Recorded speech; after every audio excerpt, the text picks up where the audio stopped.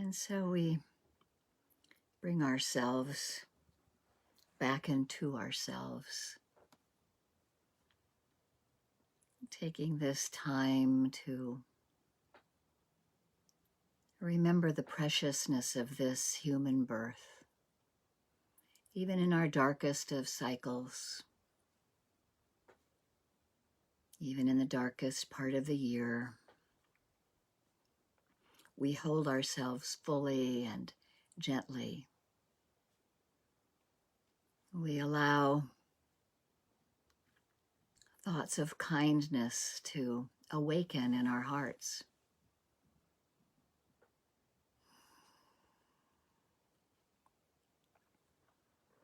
We take a few moments to appreciate and acknowledge the Buddha, whose willingness to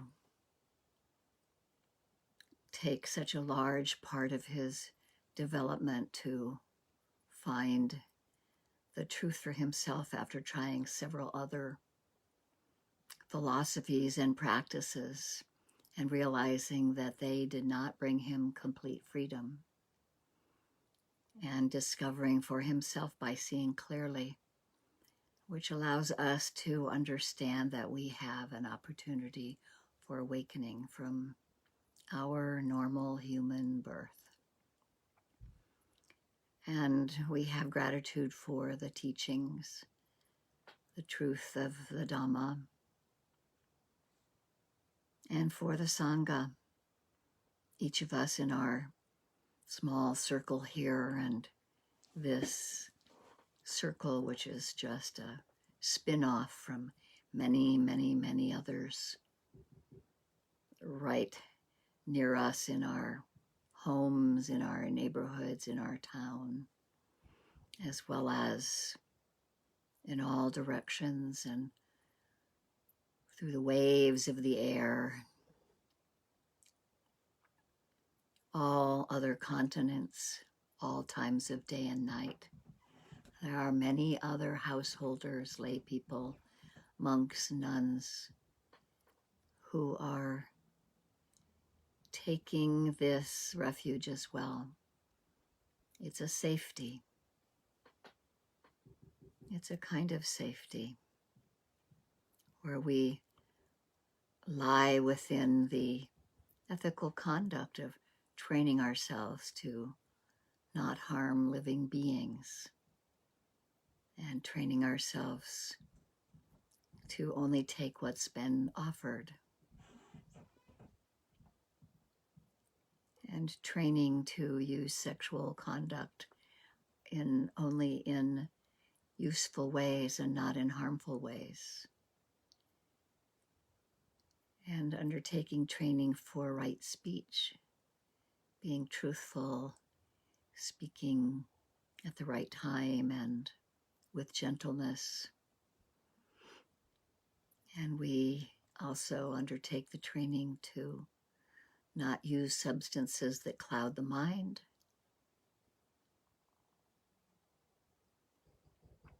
and we hope that this conduct can help us continue to attain some of the highest fruits of liberation or freedom from suffering that we are given the opportunity to see. We take this formal time of practice because it's a little quieter than when we're in our constant day-by-day movements. We want to strive to have our practice be all the time that we're waking as well. But we can train ourselves a little better in a time period of formal practice.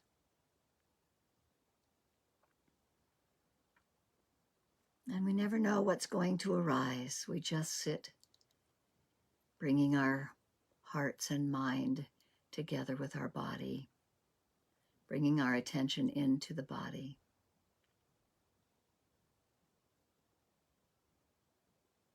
We may notice the other senses of hearing, just allowing the sound to arrive at the ear, the pureness of sound, without grasping onto identifying the sound as something in particular. We can hear sometimes sounds farther away, out on the street, or within our home, or within our room. We can have faraway sounds and close-up sounds. We're just coming into our senses.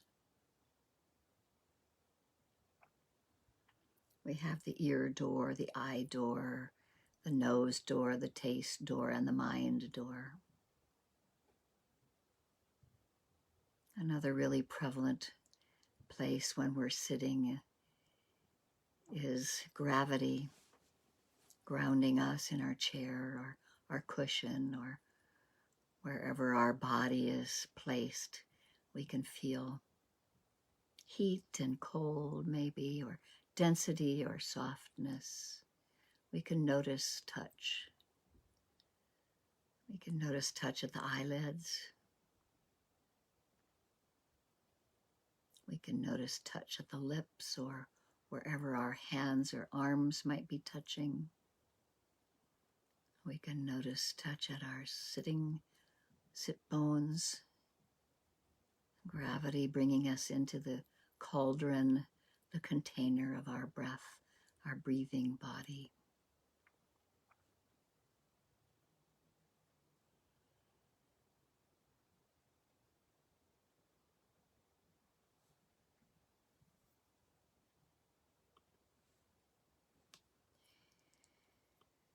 And we take this time to be in our noble seats.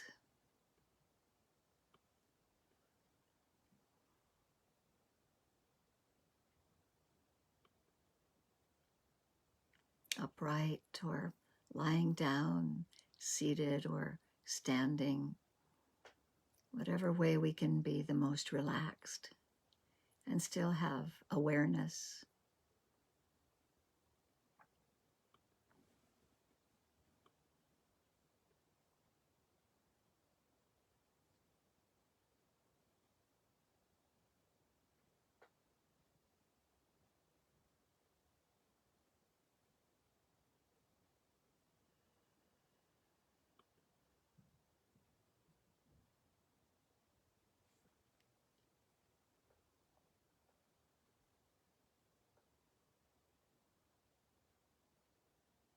We can perhaps quietly have an intention,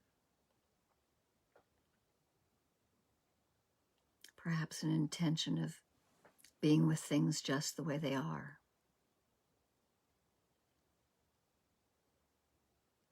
Or noticing unskillful thoughts, being with them and letting them fall away, inclining the heart and mind toward more skillful thoughts of kindness, patience,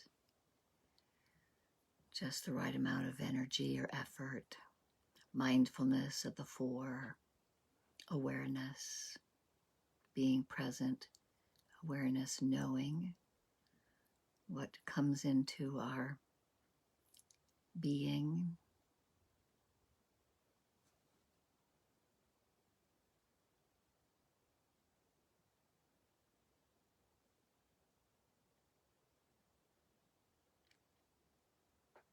If you have your own way of practicing and starting the way you like to, then do the practice that works, that you enjoy the most. And if you need a little guidance for perhaps starting out with some concentration, sometimes it's helpful to notice the breath at the nostrils. We might notice coolness on the inhale or warmth on the exhale.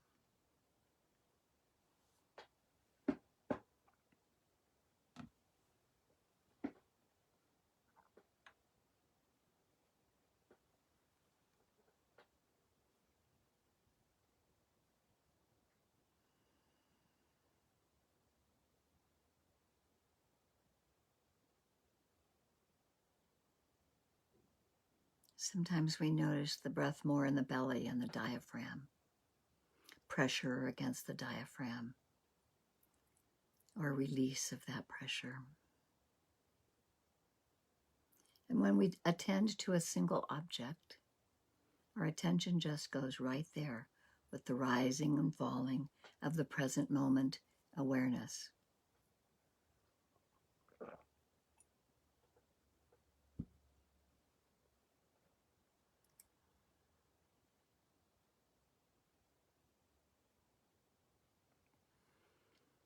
If the mind is really busy and restless or anxious or distracted, sometimes it's useful to count. We try to go from 1 to 10, but I think most of us never get past about 3, and some kind of thinking occurs, and we just begin again, being kind to ourselves. So whatever object, if it's the breath, or the pressure of the diaphragm, or the pressure of the buttocks on the cushion, or perhaps counting on the inhale and on the exhale, we're allowing our mindfulness to be present, awareness to be there, with a single object of attention.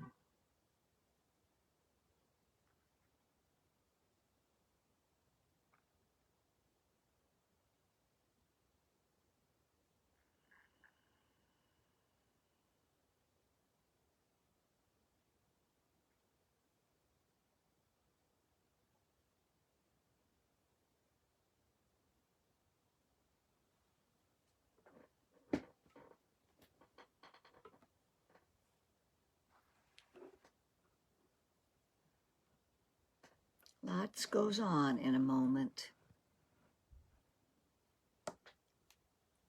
We can always bring ourselves back to this single object of attention when the mind wanders, as is its nature. It does its job very well, producing thoughts that we follow sometimes, and other times we can just give them a soft, gentle note of, thinking is occurring. Acknowledging that and going back to the single object.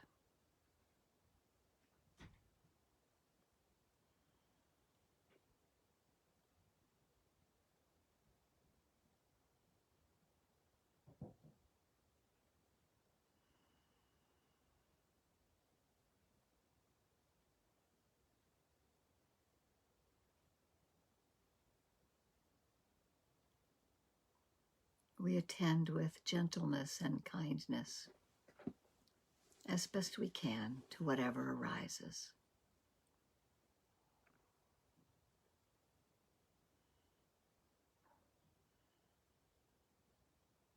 Without berating ourselves for not being present. When we roam off, we just wake up to that moment. We might notice the feeling tone of that moment, whether it's pleasant or unpleasant, or we can't tell, it might be neutral.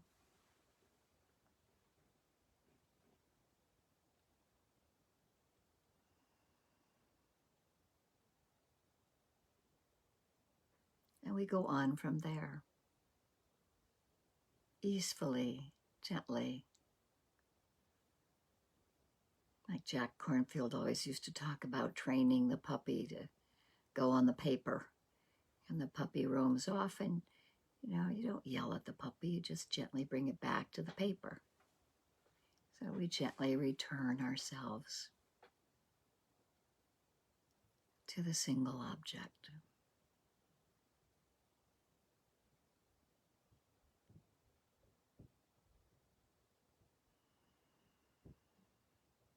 And we can have interest as we have just enough energy to keep an interest. We can build confidence as we return over and over again.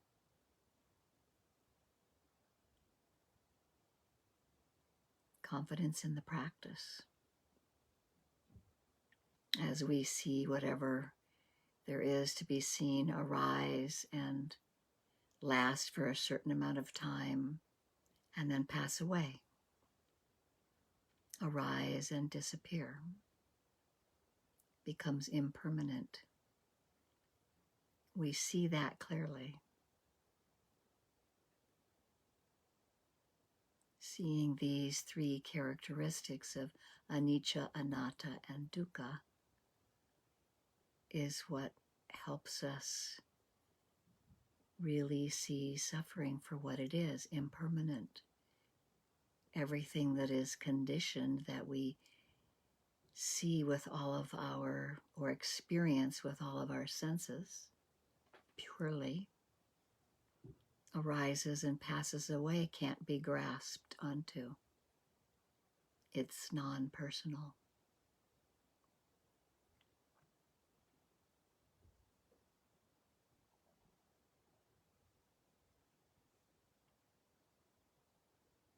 Even though we're in this relative world and we're thinking these thoughts that we think belong to us. But as we quickly find out, we can't really control our thoughts. They come and they go. Some of them we find useful and use, and others not so useful, might even be harmful for us. But we can still be present with noticing. Thinking arises, lasts for a certain amount of time, it's impermanent and passes, arising and passing away.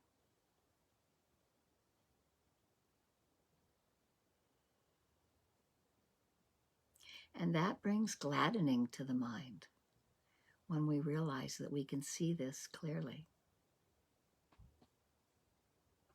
And so rather than saying, oh no, I shouldn't be thinking about this, it's, it's impermanent. I can't control it. It arises and passes. This can bring joy to the mind, gladdening to the heart, confidence in the practice.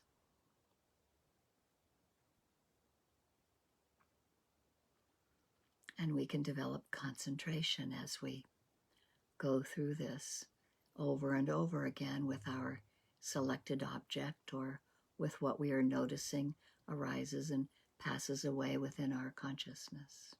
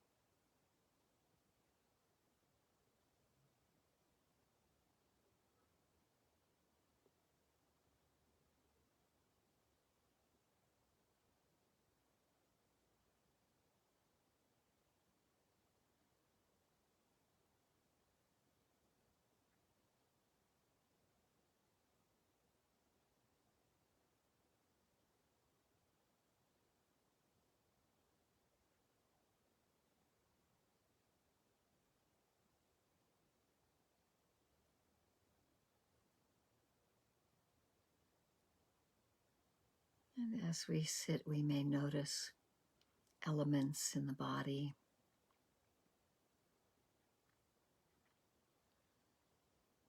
There might be fire somewhere, earth somewhere, water, air.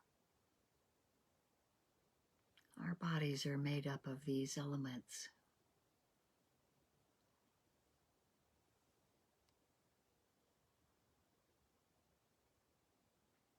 Sometimes there's sharpness of pain or pressure of air or heat. We can use all of this if our attention is drawn to it, as the object of our meditation at that moment. We're with mindful awareness as it arises. And we may notice if we're uncomfortable, we might want to move away from it or change a position. We can notice that too. Or we might notice something arising in the mind about it, that we want to hang on to something that seems like a pleasant experience or push away something that seems like an unpleasant experience. But all of this we stay still with and observe as wisdom arises, to investigate, to notice without any judgment,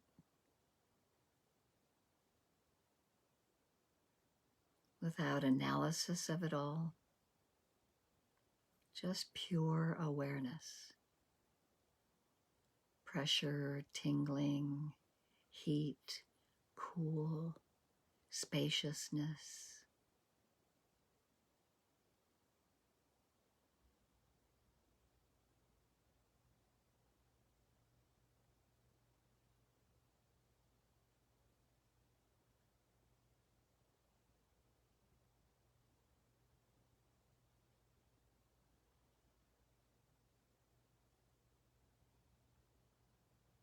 We are these elements, these aggregates, coming together and going apart.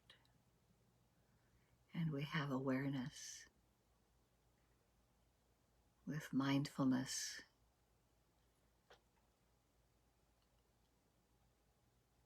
guiding this chariot.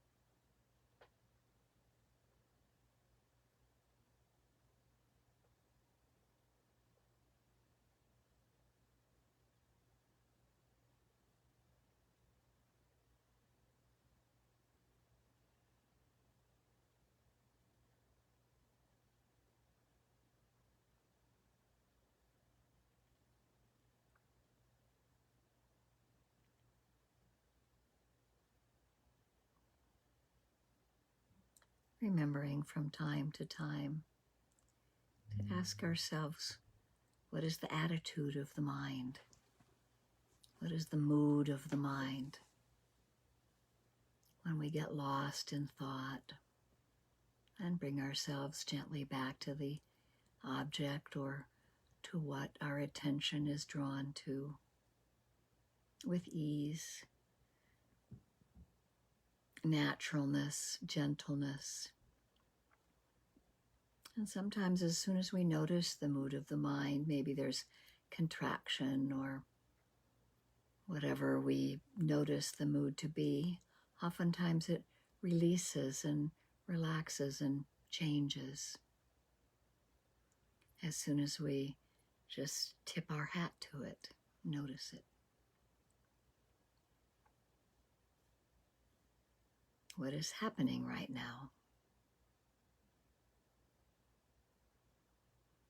Without intensely searching, but just being open in this grounded, breathing body, the anchor of our body and gravity,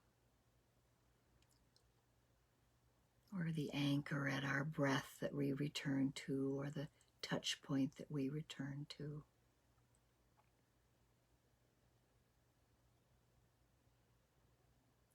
Gently beginning again, easeful.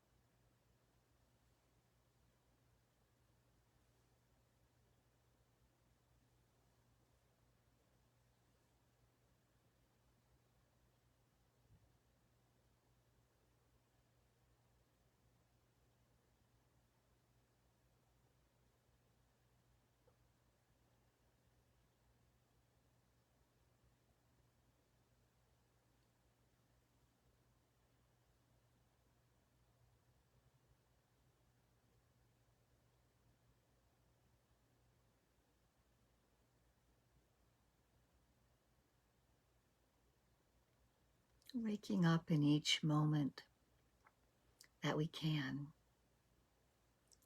We may notice that we're lost in thought, or maybe we don't even know where we are. We're just sort of in confusion, and we go, oh yeah, what's happening right now?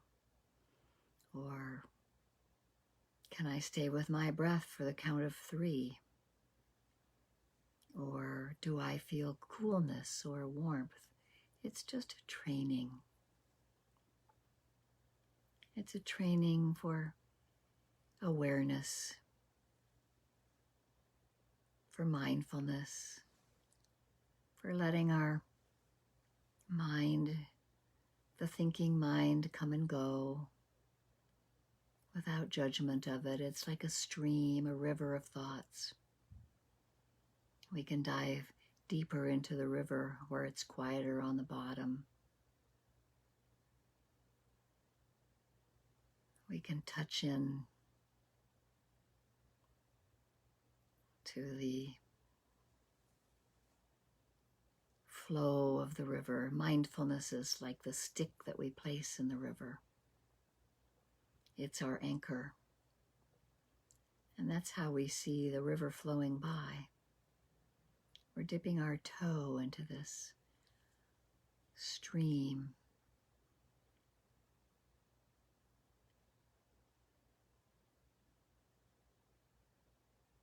Part of the practice is called stream entry.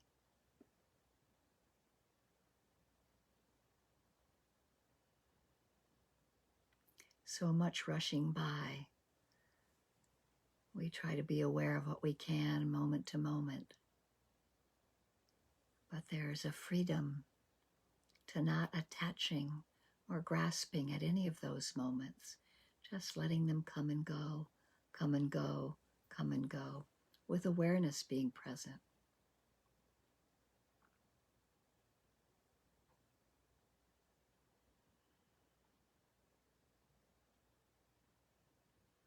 There's great freedom in not hanging on to things.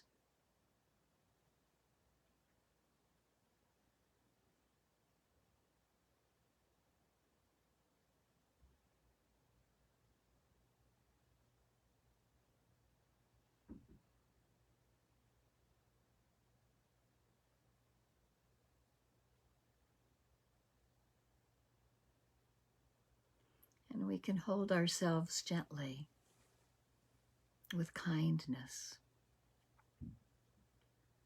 We can bring ourselves compassion.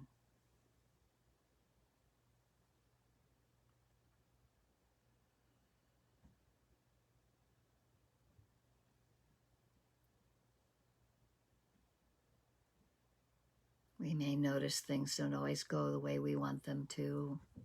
That's all right. We can bring compassion to ourselves. Hold ourselves gently. Bring kindness. Inclining our hearts and minds toward a kind of peacefulness, a tranquility, an ease and well-being.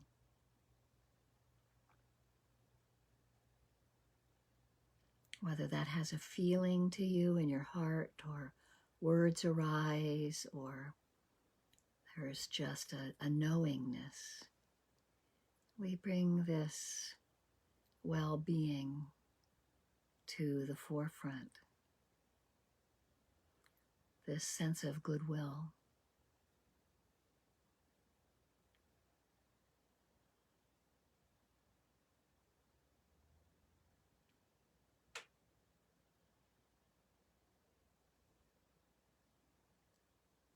Connecting with our hearts to a close friend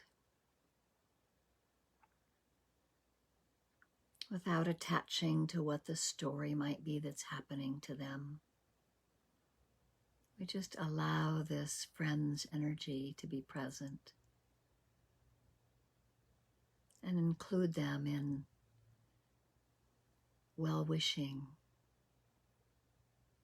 include them in goodwill, that they may have ease in their lives, treat themselves gently and with compassion.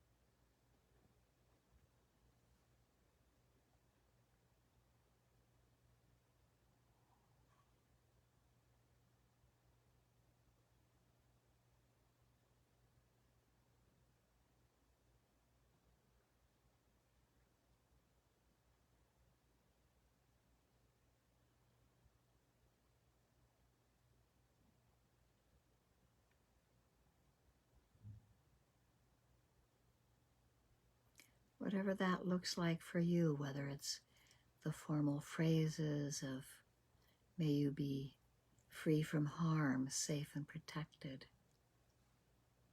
May you have ease and well-being.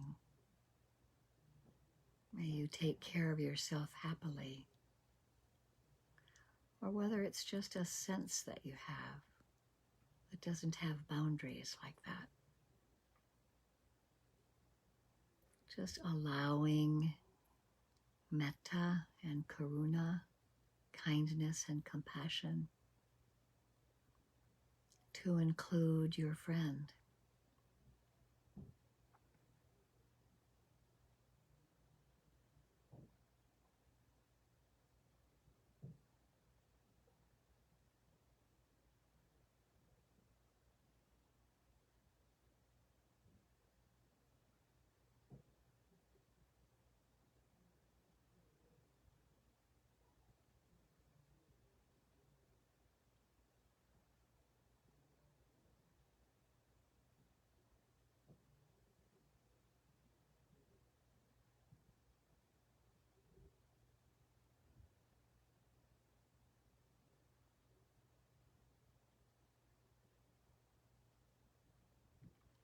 And then allowing this feeling of kindness to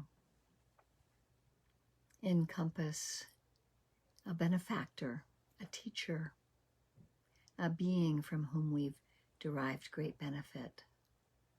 It could be an animal, a child, a teacher, our first Dharma teacher. Whatever being comes to mind, to heart, including this being in our heart center, in our cauldron, in our breath body, expanding with our loving arms within ourselves around this benefactor, using the phrases or choosing words for yourself or just the feeling that arises, that they may be free from harm and have happiness and the causes of happiness, and be free from their suffering.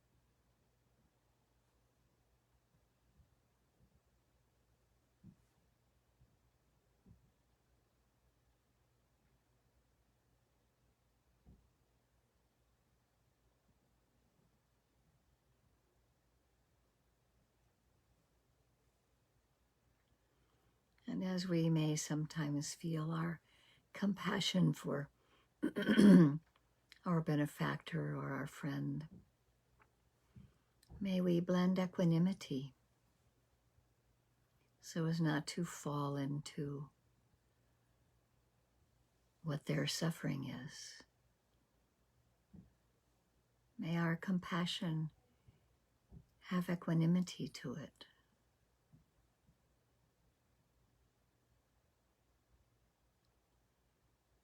An unconditional love and feeling of compassion, an open kindness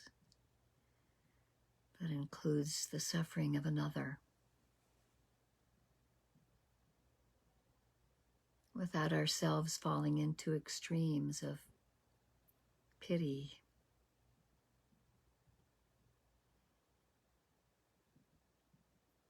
or a feeling of better than.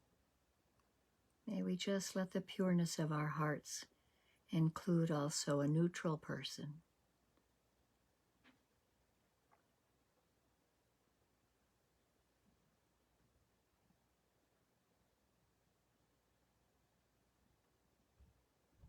Someone you may have seen today if you went outside for a walk, or maybe recently at the grocery store or on the street. Or maybe it's someone in the media somewhere where you were seeing a neutral person that your kindness can go toward. Just as I wish to be happy, I know that you also wish to be happy.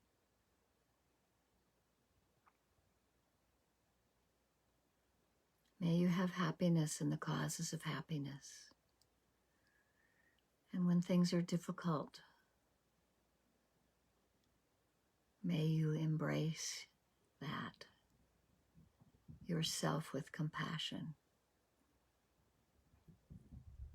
as I embrace your suffering with compassion.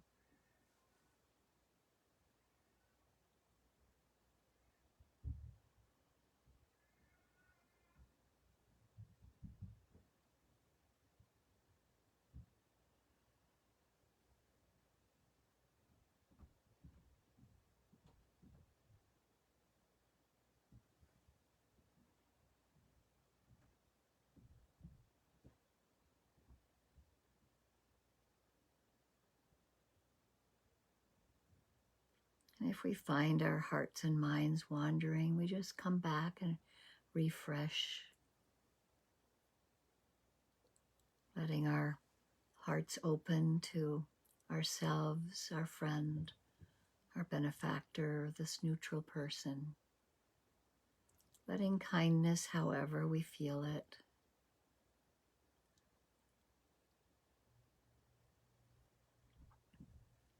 be an ever-present feeling within our hearts, within our bodies, that really has no borders, that this kindness may reach in all directions to those seen and unseen beings, those known and unknown, those that are enlightened and those that are unenlightened, those who are in suffering and those who are in joy. May all beings everywhere know happiness and the causes of happiness, understand the changing nature of everything arising and passing away, the joy that can come from that pure understanding. That those who are in suffering, may we let our equanimity be present and let joyous moments flow in all directions to those that swim and crawl and fly, those that are below the earth's surface and below the waters, around and everywhere. May all beings be free from harm, safe and protected, and have ease and well-being. Anicca vata sankara, upadavaya domino, upakitawa meruchanti, te samvapasamo sukho. All conditioned things are subject to impermanence, arise and pass away. Seeing this clearly with mindfulness brings the greatest happiness, which is peace. And may the goodness of our practice, the merit of our practice, may this goodness that we've chosen this time for ourselves to allow this kindness to reach out to others, may it be of benefit to all sentient beings.